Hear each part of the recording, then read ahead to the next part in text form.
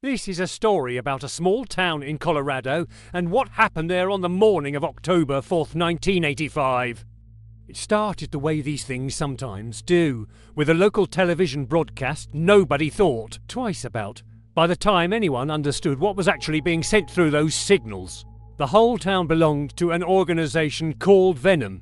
This is Saturday Morning Cartoon Crimes.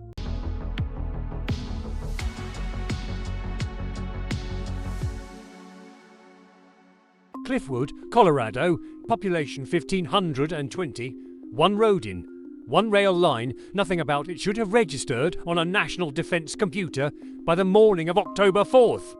It already had. VENOM is a known criminal organisation with a long history of targeting advanced weaponry. This time, they moved first on the town's local television station and disabled its broadcast for their own use. Investigators would later identify the device installed that morning as the black box, a signal capable of hypnotising anyone watching a television screen within range.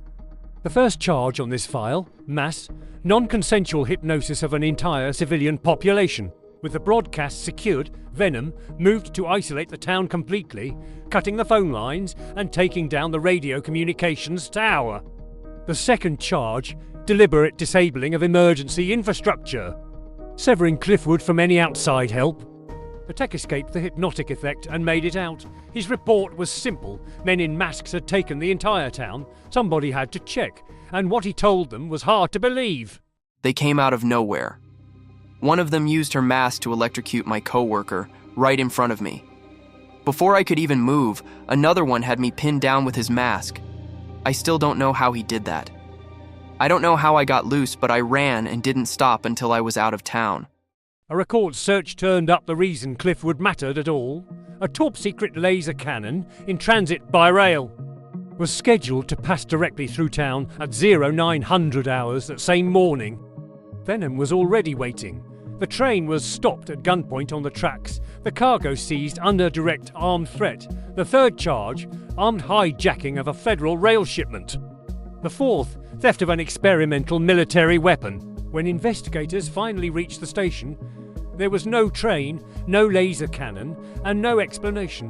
100 tons of railroad car does not simply vanish, which raised a new question.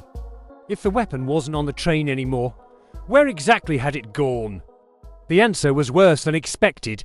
The entire hypnotised population of Cliffwood had been secretly reassembling the stolen laser cannon by hand inside an old lumber mill with no memory of doing it.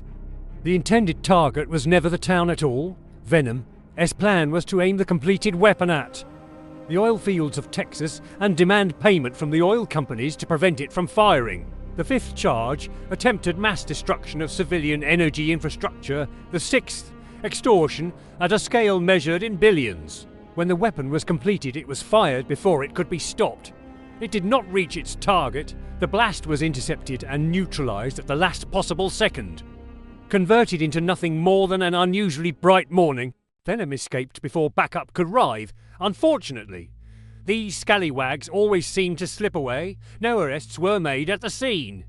The charges on file: mass hypnosis of a civilian population, disabling of emergency communications, armed hijacking of a federal shipment, theft of a top-secret weapon, attempted mass destruction of civilian infrastructure, and extortion on a national scale. And VENOM's status, still at large, given the organisation's history. This will not be the last file with their name on it. The case remains open.